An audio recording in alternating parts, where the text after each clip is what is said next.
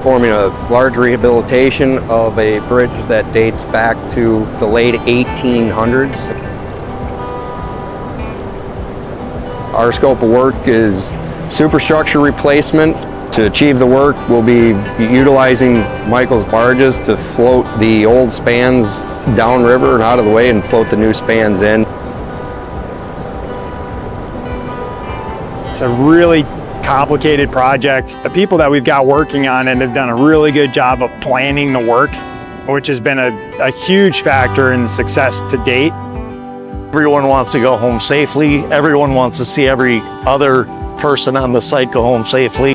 There's a lot of pride in what they put together here.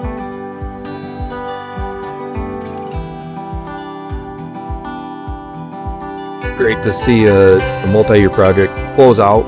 Their excitement and gratitude helps make the whole project feel more worthwhile.